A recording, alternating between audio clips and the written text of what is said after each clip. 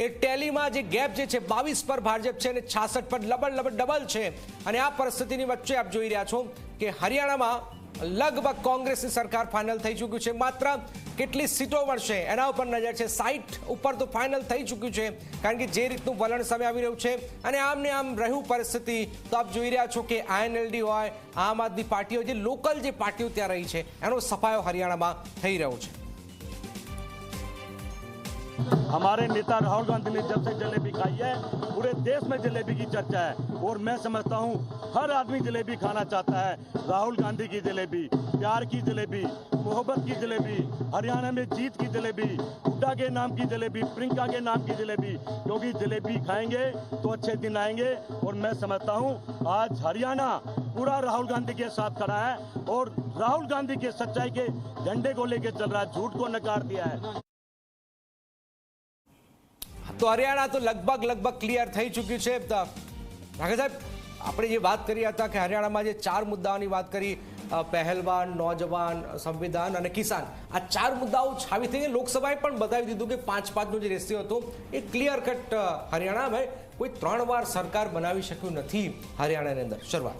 ના, એ વાત પણ સાચી છે અને એની સાથે પાછો ડ્રગ્સ અને ડંકીવાળો એક નવો મુદ્દો પણ ત્યાં આગળ ઉમરી ગયેલો। એટલે હરિયાણાની ચૂંટણી એક એવી હતી કે જે લગભગ ઇમોશનલ ચૂંટણી થઈ ગઈ હતી, કારણ કે કિસાન આંદોલન વખતની જે પરિસ્થિતિ હતી ને એની અંદર કિસાનો સાથે જે વ્યવહાર થયો એક એ લાગણી કિસાનોમાં હતી।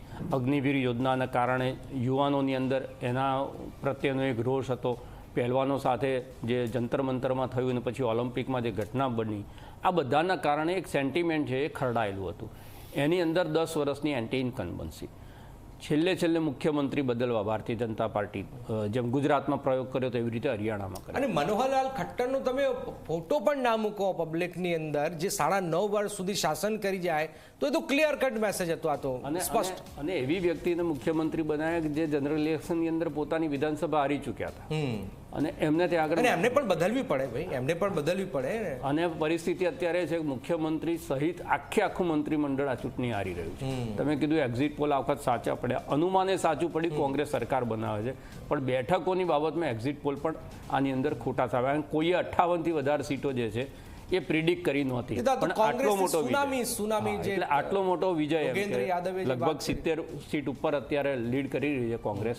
એટલે આની અંદરથી 2-3 સંકેત મળે છે। એ તો જનતાની ભાવના છે, એ ભાવનાને અનુરૂપ તમે જો કોઈ કામ નથી કરતા અને એને વળોટી અને જનતાના પ્રતિનિધિને જ્યારે તમે ઉપરથી લાવીને બેસાડી દો છો ત્યારે ક્યાંક ને ક્યાંક સંગઠનની અંદર ને પ્રજાની અંદર એનો રોષ ઊભો થાય છે। બીજું, જે કેન્દ્રીયકરણ કરવામાં આવ્યું ભારતીય જનતા પાર્ટીની અંદર રાજનીતિનું, અને એમાં નરેન્દ્ર મોદીના ખભા ઉપર બધું જ ભાર નાખી અને દરેક રાજ્યની એક અલગ તાસીર છે ને। ગુજરાતમાં તમે કર્યું એ તમે બીજે સક્સેસ નહીં જાઓ, અત્યાર સુધી થતા હતા, એવું નથી, આ તો નથી થતા એટલે આપણે આડોતતા કરીએ છીએ, પણ ભારતીય જનતા પાર્ટી અત્યાર સુધી એમાં સક્સેસ થઈ કે મોદીજીના નામ ઉપર, મોદીજીના મેજિક ઉપર, મોદીજીના નિર્ણયો ઉપર રાજ્યની ચૂંટણીઓ પણ લડાતી અને ઘણા બધા રાજ્યોની અંદર ભારતીય જનતા પાર્ટીના 10 વર્ષમાં સફળતા પણ મળી છે। પણ હવે આ પુનઃવિચારનો સમય આવ્યો છે કે જ્યાં સુધી તમારી પોતાની રાજ્ય સરકાર જ્યાં સુધી ડિલિવર નહીં કરે, ત્યાંના નેતાઓ જે છે એ પ્રજા સાથેનો કનેક્ટ ગુમાવી દેશે, કાં તો પ્રજાની જે ભાવના છે ભાવનાને સમજી નહીં શકે। આટલો મોટો મેન્ડેટ હોય એનો મતલબ કે પ્રજાની લાગણીઓને સમજવાની અંદર તમે અસફળ સાબિત થયા છો, આ ક્યાંક ને ક્યાંક સ્વીકારવું પડે ને એટલા માટે લોકલ લીડરશીપને મજબૂત કરવી પડે। ગુજરાતની અંદર પણ ચાલે છે બરોબર છે, પણ એના કારણે લોકલ લીડરશીપ જે છે એ ક્યાંક ને ક્યાંક પાંગળી થતી જાય છે અને એનું પરિણામ જે છે એ જતા દિવસે હરિયાણામાં તમે જુઓ કે INLD હોય, JJP હોય, ઇવન જમ્મુ કાશ્મીરમાં તમે જુઓ PDP હોય, આ લોકલ લીડરશીપનો સફાયો થઈ રહ્યો છે। અને ત્યાં પણ તમે જુઓ PDP ને સજા શેની મળે છે કે બે ઓપોઝિટ વિચારધારાના લોકો ભારતીય જનતા પાર્ટીને સજા શેની મળે છે તો PDP ની સાથે તમે ગયા।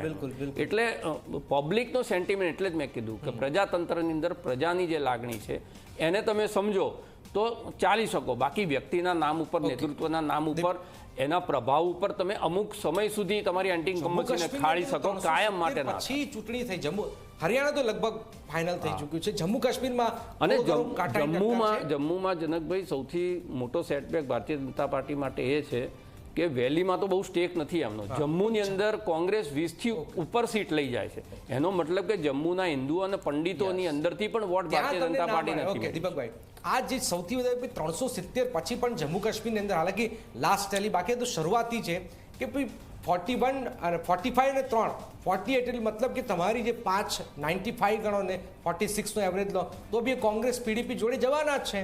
અને સરકાર તો એવું શું થયું કે જમ્મુ રિજનની અંદર પણ ભારતીય જનતા પાર્ટી સારું પરફોર્મન્સ નથી કરી રહી જે અપેક્ષા હતી 370 બાદ. ઓકે દીપકભાઈ.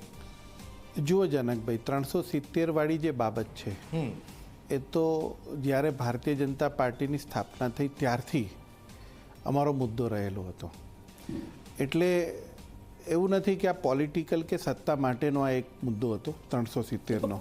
અમારું કમિટમેન્ટ હતું. સ્વીકારે નહીં, ત્યાંના હિન્દુઓ તમને સ્વીકારે નહીં, તો આ તો સૌથી વધુ સેટબેક છે ને ભારતીય જનતા પાર્ટી. અમે ત્યાંની પ્રજા માટે 370 લઈને આવ્યા અને એ જ પ્રજા જ્યારે તમને ન સ્વીકારે તો એના પાછળ બહુ મોટું કારણ હશે. અત્યારના સ્ટેજ ઉપર જો કે શરૂઆત છે, ધીમે ધીમે ખ્યાલ આવી તો જ જશે આપણને, પણ થોડો ટ્રેન્ડ તો આપણને અત્યારે પણ ખ્યાલ આવવા માંડ્યો છે. ઓકે.